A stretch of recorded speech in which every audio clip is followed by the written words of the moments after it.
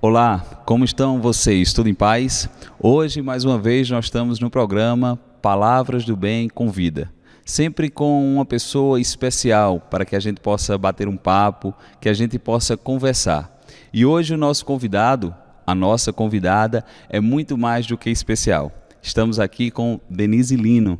Denise, que é expositora, espírita, articulista, evangelizadora, membro da Sociedade Espírita Joana de Ângeles. Profissionalmente, Denise é pós-doutora em Linguística e professora universitária. Primeiramente, Denise, nós gostaríamos de agradecer a sua participação aqui. Ficamos muito felizes em poder ter você aqui conosco. E já para que a gente possa iniciar e você dar as suas considerações iniciais e começar a conversar conosco, eu já começo com uma pergunta. Eu falei que você é expositora, falei que você é evangelizadora, e eu pergunto, diante de todas essas atividades que você exerce, sendo expositora a nível nacional, diante de tudo isso, como é que ainda sobra tempo ainda para fazer todas essas atividades e todas essas tarefas? Sabemos que você tem uma missão muito grande e muito bonita na evangelização da juventude, e já ensejando aí, pegando esse gancho, eu queria saber como é que começou também essa sua fase na evangelização da juventude. Muito obrigada pelo convite, eu estou realmente muito feliz, muito honrada de estar aqui. Aproveito para cumprimentar os internautas que nos acompanham e dizer que essa é uma oportunidade feliz, rara, e uma oportunidade bastante preciosa de estar aqui com você, com os internautas que nos acompanham. Bom, você me fez umas 2 ou 3 perguntas no início, eu vou tentar responder algumas delas, né? Como é que a evangelização começou na minha vida? Fazendo uma rápida retrospectiva agora, eu percebo que a evangelização, sobretudo a evangelização de juventude, hoje a atividade a qual eu estou há mais tempo vinculada na casa espírita e no movimento espírita. Na verdade, eu comecei a evangelizar muito jovem, nem tinha terminado de me evangelizar ainda naquilo que a gente chamava de um programa de evangelização, por falta de evangelizadores. Então, eu vivi uma situação muito interessante, que na época eu, muito jovem, assim, uns 18 para 19 anos, o nosso grupo ficou sem evangelizador de juventude e todo o grupo resolveu ir adiante, mas a gente não sabia muito bem como, e naquele momento acho que eu já era um pouco desinibida, um pouco articulada, e o grupo achou que eu poderia levar a atividade adiante, né? E aí nós começamos a nos organizar, depois recebemos um apoio da federação e posteriormente nós estivemos num evento com a nossa amiga Sandra Borba, muito conhecida, né? E aí Marcos, da federação, um amigo nosso, foi nos apresentar a Sandra. Eu lembro que Sandra me olhou assim de alto a baixo. Ah, que bom, hein? Quantos anos você tem? E eu querendo enganar a Sandra e dizer que era experiente, mais velha e tal, disse assim, tenho 20 anos. Aí ela foi responder, parece menos. Então, ela matou muito bem a charada, né? Então, são muitos anos já de evangelização de juventude, e acho que essa é uma das tarefas com as quais eu mais me identifico. Me identifico muito com a divulgação espírita, com as palestras na casa espírita, para o público espírita. Eu percebo que me sinto bem nessa atividade e gosto muito da atividade mediúnica também, né, a qual eu estou vinculada, e isso me faz muito bem. Como é que eu dou conta disso tudo? A gente quer saber. Eu fiz essa mesma pergunta há alguns anos atrás ao professor Severino Celestino, também bastante conhecido, porque eu o admirava pela quantidade de atividades que ele fazia, e fazia muito bem, né? E aí ele me deu uma regra que eu passei a seguir. Ele disse assim, olha, minha filha, eu desconto 6 horas de sono por dia, das 24 horas, e tento organizar o restante do dia.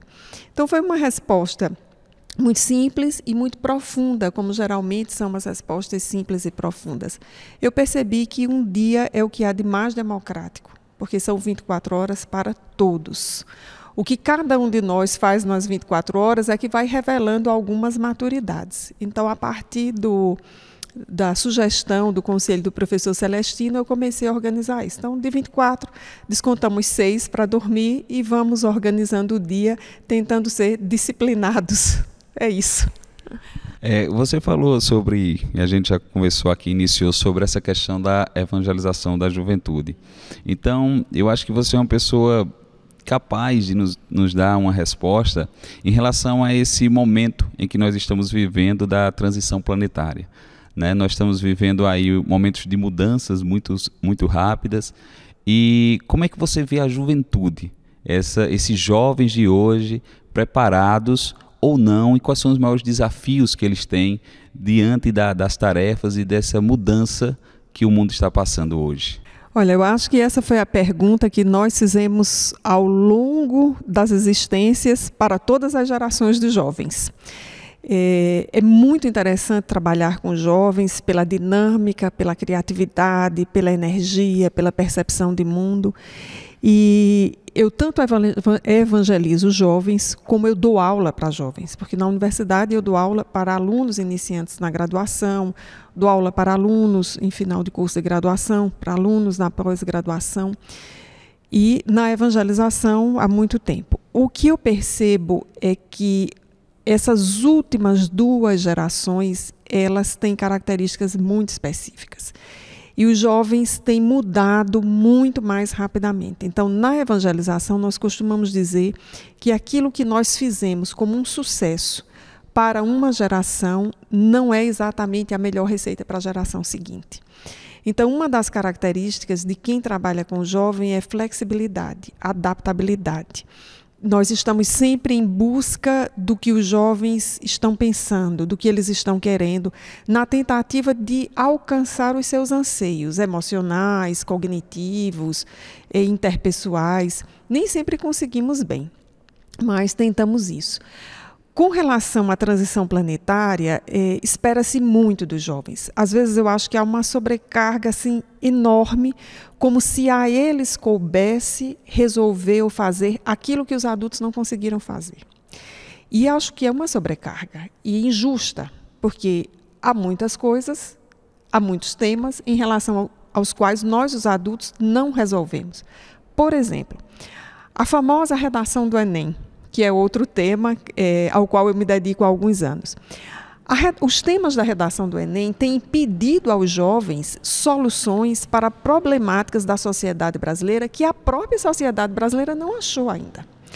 Então, eu sempre fico pensando aqueles 6 milhões de redações como uma grande ouvidoria da nação. E há boas ideias que surgem ali, que precisavam ser garimbadas e tudo mais. Mas eu acho injusto pedir dos jovens soluções que nós não conseguimos ainda apontar ou que desconhecemos e que podemos construí-las conjuntamente, porque a saída para essa transição, ela nem vai vir dos jovens somente, nem dos adultos, nem dos idosos, nem das crianças. Nós precisaremos assumir essa ecologia de gerações, conviver com ela e conjuntamente elaborar saídas para esse momento. É verdade, quando você fala aí sobre essa questão de estão botando muito na conta dos jovens, né? Parece que fizeram assim, a gente fez um estrago aqui, agora como é que vocês vão resolver tudo isso? Inclusive agora na nova geração das crianças que estão encarnando, né? Há uma expectativa enorme nas crianças que estão chegando agora, né? Nesse mundo agora, nesse momento, são crianças bem avançadas, né? Espiritualmente, né? Que realmente pela literatura, pelo que a gente lê, pelas as novas comunicações que tem, realmente tem esse pessoal que está chegando, mas a gente também tem que fazer nossa parte, não esperar só que sejam elas. Denise também, eu tive o prazer de, no último MIEP, estar junto dela, fazendo a apresentação dela na palestra que ela fez lá no Movimento de Integração do Espírita da Paraíba. E ela trouxe um tema bem interessante que a gente gostaria de abordar hoje aqui, que era o espiritismo, que é, na verdade, o espiritismo na TV e no cinema. E quando eu assisti a palestra, Denise, eu fiquei muito curioso em saber como é que você teve o impulso para ir buscar esse tema, como foi que tudo começou, se você pensou sozinha, se você teve alguma ajuda, como foi que iniciou esse tema e esse trabalho? Esse tema, na verdade, ele tem a ver com a minha própria história, porque se nós remontarmos a história do Brasil, eu faço parte da primeira geração que cresceu com a televisão em casa, que não é bem o seu caso, né? Nem de muitos jovens que estão nos assistindo, que são os jovens que cresceram com a internet. Então, eu sou da geração que cresceu, né, tendo TV em casa, era um acontecimento, comprar uma TV era um único equipamento. Então, a história está ligada a isso, né? Eu sempre gostei muito de produtos da televisão, sobretudo telejornais. Na verdade, assim, do ponto de vista reflexivo, de estudo, isso começou quando eu, na verdade, estava fazendo o meu mestrado, porque eu tinha uma hipótese para produção de textos de alunos que viriam de outros textos estudados na escola. E eu me deparei com um acontecimento trágico, que foi o desencarne de Ayrton Senna, né, que foi muito trágico, e tudo que os meus alunos sabiam vinha do que se disse na televisão. Então, do ponto de vista do estudo, começa aí. Posteriormente, quando eu estava no doutorado, eu fui estudar televisão por questões profissionais vinculadas à educação, mas eu acabei tendo que estudar também junto com antropólogos que desenvolviam pesquisas na área de antropologia televisual, que foi algo que me chamou muita atenção. E estudei um pouco junto com o pessoal da comunicação mesmo, jornalistas, roteiristas, produtores. Então veio daí esse interesse e eu comecei a observar como o movimento espírita ia se apropriando dessa mídia televisual, né? E sempre gostei de cinema, sempre gostei de novelas. Como brasileira, eu não tenho como dizer que não gosto, né? Do ponto de vista teórico, a telenovela é um produto cultural, como é o samba, como é o choro, como é o forró, como foi a Semana de Arte Moderna em 22, como é o cinema novo. Então, assim, não existe do ponto de vista, digamos, da pesquisa, um preconceito em relação à telenovela. Esse é um produto tão estudado quanto é estudado o cinema novo, por exemplo, né? E aí eu venho estudando esse tema há algum tempo e, juntamente com uma amiga, a Ângela Dionísio, que é espírita, nós participamos de um grupo que ela criou, que é chamado Cineluz, que é um grupo de WhatsApp que discute telenovelas e filmes com temática espírita. Então, os muitos debates do WhatsApp, né, usando o WhatsApp para uma finalidade útil, né, relevante, que não é mandar banner para ninguém, mas é ficar trocando ideias. Então, surgiu esse interesse, né, e juntas, eu e Ângela, nós montamos o material que eu apresentei no MIEP. Então, não é uma produção só minha. Uma produção que eu fiz com ela.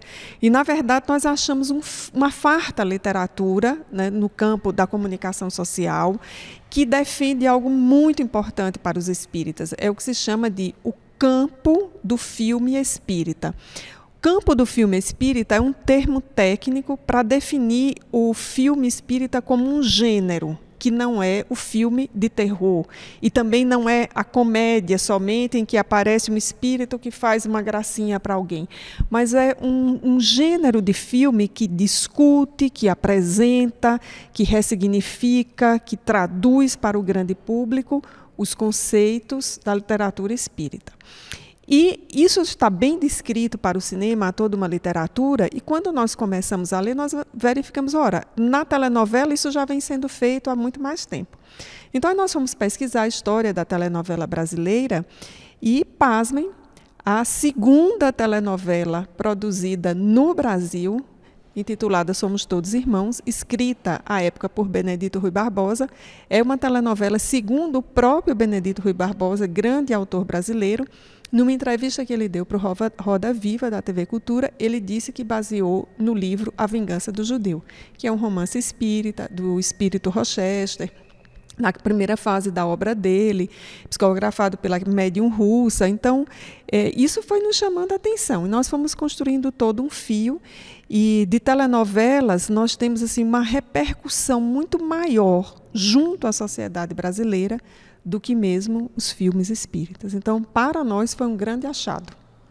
E a gente tem muito disso, né, Denise, na questão de, como você já falou aí, da repercussão, de como a sociedade, como essas pessoas, telespectadores, eles recebem essa novela com uma temática espírita, mesmo que seja um pouco secundária, né? Nós temos os personagens principais, mas sempre existe ali uma temática espírita. E nós temos televisões que não são da doutrina espírita, né? Nós não temos canais que passem novelas da doutrina espírita. Então nós temos canais TV aberta, a Rede Globo é uma é a principal hoje no nosso país, é que atinge o maior número de pessoas, mas nos seus estudos vocês veem um impacto de como elas recebem essas novelas com essas temáticas? Muito. O impacto da telenovela com temática espírita no Brasil é um impacto muito maior do que o do cinema espírita. Então, só para dar uma ideia, já há uma tradição no Brasil de que no horário das 6 horas, toda a temática da novela pode ser, e muitas têm sido, em torno de temas espíritas. Só para dar um exemplo, a última que nós assistimos, que é de 2015, né? Isso precisa ter uma linha de tempo para o internauta nos acompanhar, mas a de 2015, que foi o grande sucesso, que é o Além do Tempo, é uma novela com uma temática espírita que é a da reencarnação, que cobriu 150 anos da vida dos personagens.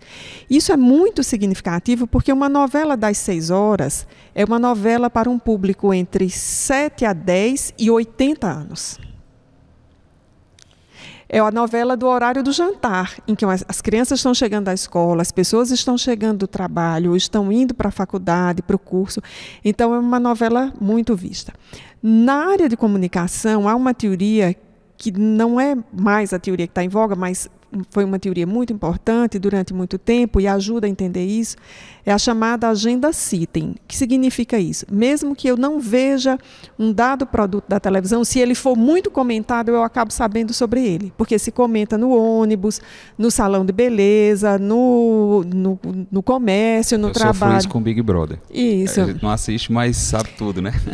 Acaba sabendo de alguma forma. É claro que a gente vai fazendo algum filtro, vai selecionando.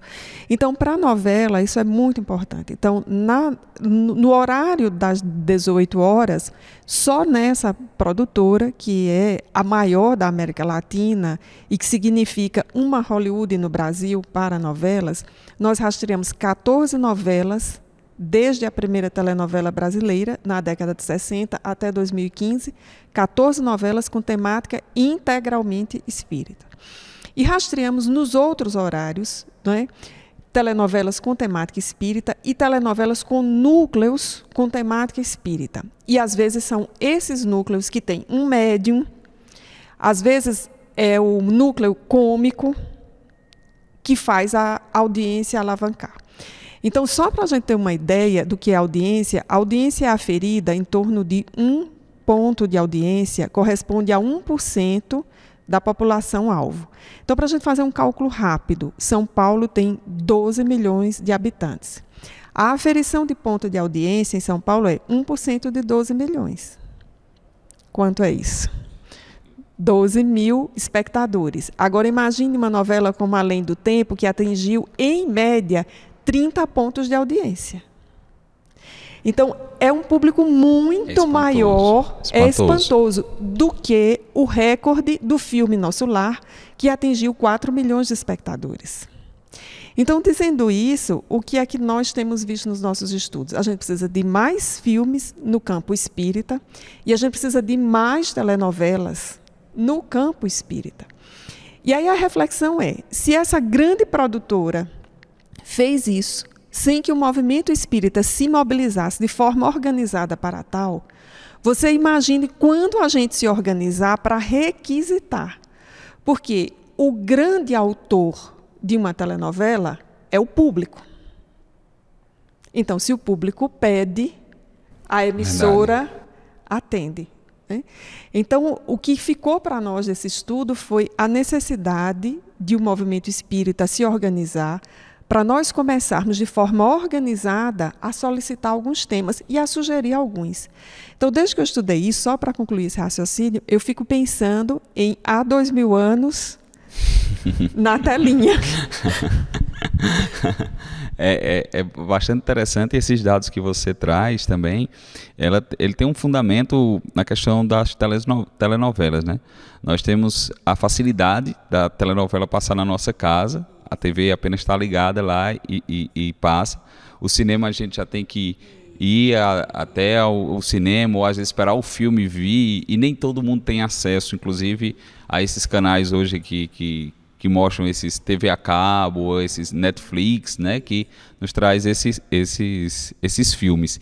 E aí tem um pouco dessa dificuldade. E uma coisa que eu reparo também, Denise, que eu tenho muita curiosidade de saber, é porque a maior caridade que a gente pode fazer pela doutrina é a sua divulgação, né? E quando a gente fala em temáticas espíritas, em telenovelas e também no cinema, há uma preocupação de que a gente também não pode divulgar de qualquer maneira e saber se realmente nós estamos divulgando espiritismo mesmo. Como você vê ao longo do tempo essa divulgação? Você sabe o que me surpreendeu, e a Ângela também, que é a amiga que me ajudou a montar esse estudo, foi ter encontrado o respaldo em Kardec. Surpreendeu no bom sentido. A gente pensa que, talvez falando de telenovela, de mídia na internet, a gente não vai encontrar um respaldo em Kardec. Ao contrário, nós lemos o chamado Projeto 1868, que está em Obras Póstumas. Lá no projeto, Kardec apresenta 4 pontos. 2 deles dizem respeito a isso que nós estamos conversando. Ele diz: o primeiro ponto é a estruturação teórica da doutrina. Então, era preciso consolidar a codificação. O segundo ponto é a publicidade. Aí ele diz claramente lá: havendo recursos materiais e devidamente assessorado pelos fundamentos do Espiritismo, deve-se fazer a publicidade. E aí ele diz para os meios daquele tempo: investir na publicação da revista, que era a Revista Espírita, contratar um redator. Veja só, não era para fazer de forma amadora, né, nem somente de boa vontade, era com um pessoal técnico. E divulgar cada vez mais. Por quê? Diz Kardec. Assim a doutrina chegaria a um maior número de pessoas e convenceria cada vez mais os seus detratores. Então nós precisamos utilizar esses recursos, essas novas mídias, com uma programação de qualidade, com profissionais da área, para que o conteúdo tenha uma boa forma de apresentação e não perca a sua essência. E aí eu acho que o exemplo é, de fato, o maior sucesso em termos de telenovela, que é A Viagem. A Viagem ela tem uma montagem de 1977 e a remontagem em 94. Só esse remake de 94, ele já passou no Vale a Pena Ver de Novo 3 vezes, com um alto índice de audiência. E o que surpreende é que essas novelas com temática espírita, elas entram no rol das que são mais vendidas para o exterior. Estão na lista das que são mais vendidas. Então, elas estão atingindo comunidade de fala brasileira nos Estados Unidos, a comunidade de fala brasileira na América Latina. Ela está sendo vendida e dublada para o leste europeu, para países da África, para a Ásia. Então, você veja que poder de divulgação tem um produto cultural bem feito, preservando uma essência.